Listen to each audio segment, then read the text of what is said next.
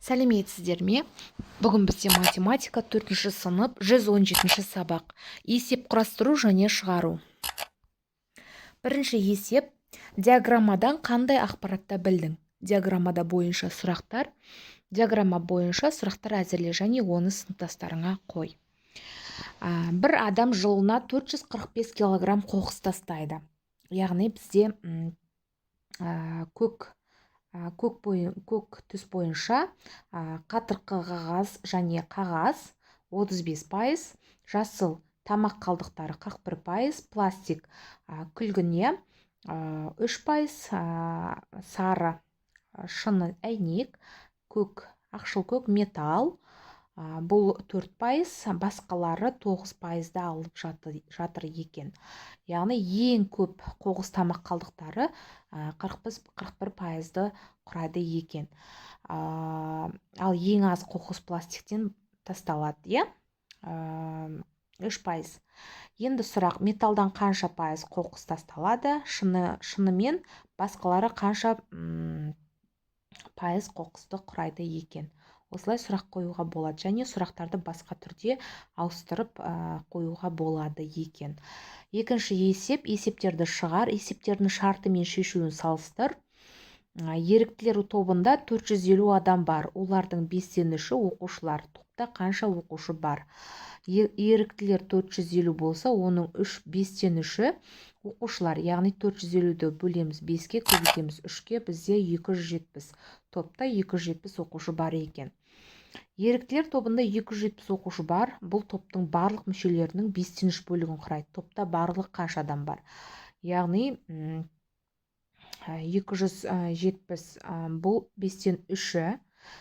Топта барлығы қанша адам белгісіз. 270-ті бөлеміз 3-ке, көбейтеміз 5-ке, 450 адам бар екен. Екінші есеп, көбейту бөлуге берілген есеп, амалдардың орындалу ретін жазамыз. 236 көбейтілген 57 азайтамыз. 19502 бөлу 98. Бірінші көбейту, екінші бөлу, үшінші азайту орындалады. Бізде 13253-ке тең болады. Екіншісі, жақшаның ішінде 7306 азайтамыз 5987. Жақша жабылған 101 көбейту 101 қосу 911 көбейту 301. Бірінші амал жақшаның іші, екінші амал көбейту, үшінші амал көбейту, төртінші амал қосу. Бізде болады 407.430-ға тең. Төртінші есеп, қоқыс жинауға арналған қалталарды сатып алуға еріктілер 10.000 теңге бөлді. Бұл ақшаның 4-3 бөлігі жұмсалды. Қанша ақша жұмсалды? Яғни 4-3 бөлігі ғана жұмсалды. Сонда қанша ақша жұмсалғанын белгісіз, 4-ті бөлеміз 10.000-ді бөлеміз 4-ке, көбейтеміз 3-ке, сонда 7500 теңгесі жұмсалған екен. 2500 теңгесі қалды, Әсі, кері есеп құрастыр және шығар. Жұмсалды 7500 теңге, бұл 4-3 бөлігі бөлді қанша? 7500-ді бөлеміз 3-ке, 2500 теңге. 2500-ді 4-ке көбейтеміз 10.000 теңге. Барлығы 10.000 теңге бөлінді. Бесінші есеп, сан сәулесін сыз. Бөлшектерді сан сәулесінде белгіле, теңсіздіктер жаз. Бірінші 5-1-ді белгіледік, 5-3, 5-4. Яғни 5-1 кіші 5-3-тен, 5-4 үлкен 5-3-тен, бұсы 7-3, 7-5, 7-6. 7-3 кіші 7-5-тен, 1-1 үлкен 7-6-дан. Алтыншы есеп, 2 айлақтан бір уақытта бірінен бірі қарама-қарсы бағытқа 2 кеме жүзіп шықты. Біреуінің жылдамдығы 43 миль сағат, екіншісі 36 миль сағат. 2 айлақтың арақашықтығы 440 миль. 4 сағаттан кейін кемелердің арақашықтығы қандай болады? Бізде В1 43, В2 36 миль сағат, уақыт 4 сағат, яғни арақашықтығы 400 миль, жалпы кемелердің арақашықтығы 4 сағаттан кейін кемелердің арақашықтығы белгісіз. Бірінші S1-ді табамыз, V1-мен көбейтеміз уақытта. 43-ке көбейтеміз 4-ті, 172 миль. S2-ні табамыз. V2-ге көбейтеміз уақытты. 36 көбейтеміз 444 миль. S-ті табу үшін S1 қосу S2 қосамыз. Жаңағы екі айлақтың ара қашықтығын 440-та. Сонда болады 756 миль. Кемелердің ара қашықтығы 756 мильге тең екен. Жетінші есеп, қоқысты өңдейтін тығыздауыштың массасы 162 тоннаға, ал оның қорабының массасы 100-2 тоннаға тең. Тығыздауыштың қораппен бірге алғандағы массасы қаншаға тең?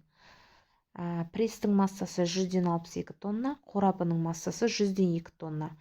Жалпы массасы белгісіз, 162-ге қосам 102-ні 64, 164.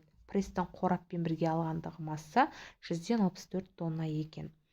Есепті шығар. Болаттың жинақ сандықшасында 6000 теңге бар. Ол бұл ақшаға сағат сатып алуды жоспарлады. Дүкенде сағаттың кейбір үлгілеріне жеңілдіктер жарияланған. Дүкенде сағаттың кейбір үлгілеріне жеңілдіктер жарияланған. Болат қай сағатты сатып алады? Ол қанша ақша үнемдейді? Оның қанша ақшасы қалады? Яғни бізде сағат 6000 теңгеден, 9000 теңгеден, 2000 теңгеден сағат бар, 6000 теңгеге 10%, 9000 теңгеге 30% және 2000 теңгелік бізде жаңағы 20000 теңгелік сағат бар екен, бізде. Енді бірінші 6000 теңгені бөлеміз 100-ге, көбейтеміз 10-ға. 600 теңге, 600 теңге азайтса 5400 теңге, яғни бірінші сағатты ала алады, бізде болады. Екіншісі 9000 теңгені бөлеміз 100-ге, көбейтеміз 30, 2700 теңге, 2700-ді 9000-нан азайтса 6300 теңге, 30% жеңілдікпен. Яғни бұл екінші сағатты Болат алылмайды, өткені Болатта 6000 теңге ғана бар. Үшінші 20000 бөлеміз 100, көбейту 50, 10000 теңге. 20000-нан 10-ді азайтсақ 10 теңге, 50% жеңілдікпен. Бұл сағатты да, 20000-дық сағатты да Болат алылмайды, өткені Болатта 6000 теңге ғана бар. Төртінші, бізде Болаттың алатыны бірінші сағат болып тұр, 6000 теңгені 5400-бен алып 600 теңге үнемдейді екен. Сонда тек бірінші сағатты ғана Болат ала алады екен. 9-шы есеп. Қалада 2 тонна 700 килограмм темір сынықтар жиналды. Оның 9-дан 5 бөлігін студенттер, ал 9-дан 1 бөлігін оқушылар жинады. Студенттердің жинаған темір сынықтарының массасы оқушылар жинағаннан нешеге артық? Есепті әртүрлі тәсілмен шығарып көр. Жиналды 2 тонна 700 килограмм, студенттер 9-дан 5 бөлігі, оқушылар 9-дан 1 бөлігі. Қанша есе артық жинады, Бірінші тәсіл 2 тонна 700 килограмм, 2700 килограмм, 2700-ді бөлеміз 9-ға, көбейтеміз 5-ге, 1500 килограмм. Студенттер 2700-ді бөлеміз 9-ға, көбейтеміз 300 килограмм. Оқушылар 1500-ден азайтамыз 300-ді, 1200 килограмм артық жинады,